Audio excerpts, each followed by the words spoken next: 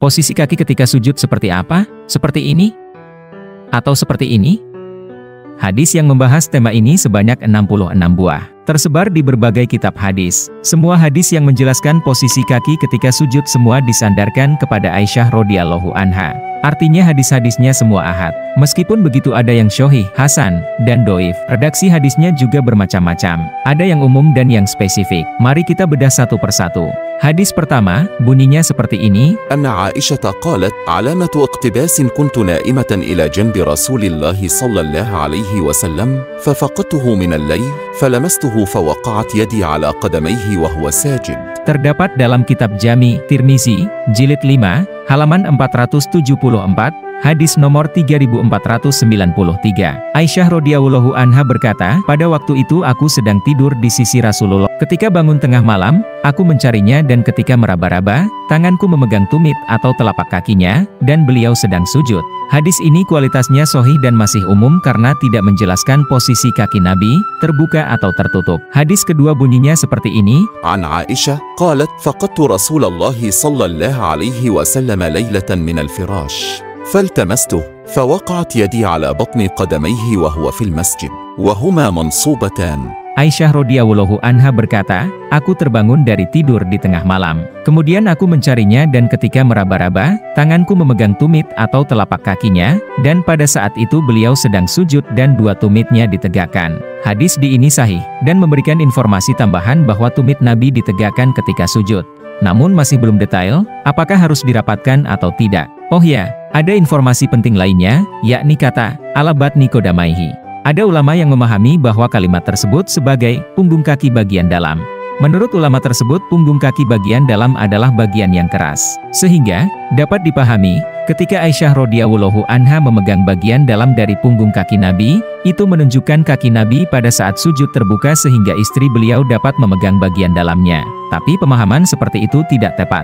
Sebab di dalam kamus bahasa Arab kata batnun menunjukkan arti pusat atau permukaan yang lunak, tidak keras. Hal ini dapat dibuktikan dalam hadis yang menjelaskan cara sujud iftiros. Seperti hadis berikut. فإذا قعد في الركعتين قعد على بطن قدمه اليسرى ونصب اليمنى. Apabila Nabi duduk pada rakaat kedua, beliau duduk di atas telapak kaki atau batni qadamihi yang kiri, dan menegakkan yang kanan. Hadis tersebut terdapat dalam kitab Sunan Abu Dawud, jilid 1, halaman 364, nomor 965. Kalau kata batni qadamihi diartikan punggung kaki yang keras atau bagian dalam, maka seseorang tidak mungkin melakukan duduk iftiros. Sebab duduk iftiros menduduki telapak kaki yang lunak. Hadis ketiga bunyinya seperti ini. فقدت عائشة رسول الله صلى الله عليه وسلم ذات ليلة فذهبت تلتمس بيدها فوقعت على أخمص قدمه وهو ساجد. Ibrahim at-Tamimi berkata, Aisyah radhiyallahu anha di tengah malam terbangun. Kemudian dia meraba-raba dengan tangannya lalu memegang tumit telapak kaki Nabi, dan pada saat itu beliau sedang sujud. Hadis ini terdapat dalam kitab Musonaf Abdur Rozak, jilid 2 halaman 440, dan hadis nomor 2978. Kualitas hadis ini sahih. Hadis ini menggunakan kata ahmasi qadamihi, yang artinya telapak kaki yang lunak. Namun di hadis ini kita tidak menemukan informasi baru di dalamnya. Hadis ini juga masih umum, tidak menjelaskan kaki renggang atau tidak. Hadis keempat seperti berikut. عن عائشة قالت فقدت رسول الله صلى الله عليه وسلم ذات ليلة فوجدته وهو ساجد وصدور قدميه نحو القبلة. Aisyah radhiyallahu anha berkata, sungguh aku mendapati Rasulullah di malam hari dan kulihat punggung kaki beliau dihadapkan ke arah kiblat. Hadis ini sahih. Terdapat dalam kitab Sunan Al-Kubro karya An-Nasai, jilid 1 halaman 360, nomor 719. Di sini kita mendapatkan informasi tambahan bahwa kaki Nabi ketika sujud diarahkan menghadap kiblat. Hadis ini lebih spesifik dari sebelumnya. Hadis kelima bunyinya sebagai berikut. عن محمد بن إبراهيم التيمي عن عائشة قالت فقدت النبي صلى الله عليه وسلم وهي إلى جنبه فالتمسته بيدها فأصابت قدمه وهو ساجد وقد وجه أصابع قدمه مع وجهه إلى الله عز وجل. Sungguh Aisyah radhiyallahu anha berada di sisi Nabi sallallahu alaihi wasallam ketika meraba dengan tangannya, dia memegang kaki beliau, dan pada waktu itu beliau sedang sujud dan mengarahkan jari-jari kakinya ke arah kiblat. Hadis ini ini terdapat dalam kitab Muhtasyar Al-Ahkam, Jilid 2, halaman 140, hadis nomor 264. Sanad hadis ini sahih. Di dalam hadis ini informasinya lebih detail lagi, yakni menjelaskan posisi jari-jari kaki ketika sujud menghadap kiblat. Di hadis ini kita belum mendapatkan informasi bahwa apakah ketika sujud tumit harus dirapatkan atau tidak. Hadis ke-6 bunyinya seperti berikut. قالت عائشة فقدت رسول الله صلى الله عليه وسلم ليلة وكان معي على فراشي فوجدته ساجدا مستقبلا بأطراف أصابعه القبلة. Aisyah radhiyallahu anha berkata, sungguh di malam hari, ketika aku bangun tidur mendapati Rasulullah sedang sujud dan ujung-ujung jari kakinya dihadapkan ke arah kiblat. Hadis ini terdapat dalam Sunan Al-Kubra karya Baihaqi, Jilid 1, halaman 70. Nomor 197.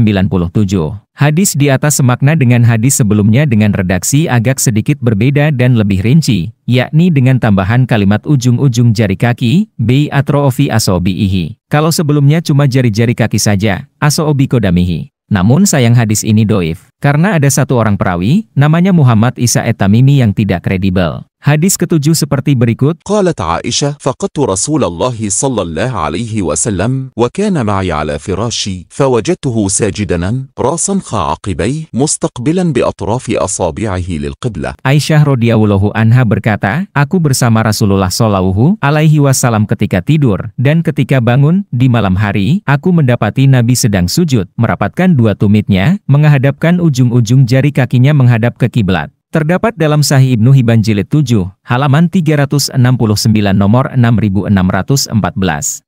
Hadis di atas menurut Azami kualitasnya sahih. Namun menurut beberapa ulama hadisnya doif. Disebabkan ada satu perawi yang dilemahkan oleh ulama hadis. Seperti An-Nasai mengatakan hadis-hadisnya tidak kuat. Namun meskipun begitu Yahya bin Mu'in menyebutnya jujur dalam mengutip hadis. Perawi tersebut adalah Yahya bin Ayub Al-Ghafiqi. Antara yang mengkritik kualitasnya dan menerimanya sebenarnya sangat berimbang. Bisa dicek sendiri dalam kitab Tahzibul Kamal karya Al-Mizzi Jilid 31 halaman 322. Dalam pelacakan penulis, Yahya bin Ayub meriwayatkan hadis sebanyak 530 hadis. Dari semua periwayatannya, memang terdapat beberapa hadis yang asing di kalangan ulama. Meskipun asing tidak semua menyelisihi hadis-hadis sahih lainnya. Sebagian ada yang sahih dan sebagian ada yang doif. Sehingga menurut penulis perawi ini semestinya diberi predikat syuduk. Dan kualitas hadis-hadis yang diriwayatkannya sampai taraf hasan li ghairihi. Sehingga hadis ini dapat diterima. Menurut penulis hadis ini tidak menyelisihi hadis-hadis sebelumnya, justru lebih spesifik dan lebih khusus. Berdasarkan pertimbangan tersebut, maka jelas bahwa posisi kaki ketika sujud tumit kaki ditegakkan, ujung-ujung jari kaki diarahkan menghadap kiblat dan dirapatkan. Namun apabila ada ulama yang tetap mendoifkan Yahya bin Ayub, maka kesimpulan yang diambil harus luas, yakni posisi kaki boleh dirapatkan dan juga boleh terbuka. Demikian ulasan dari saya. Wallahu a'lam bishawab, semoga bermanfaat.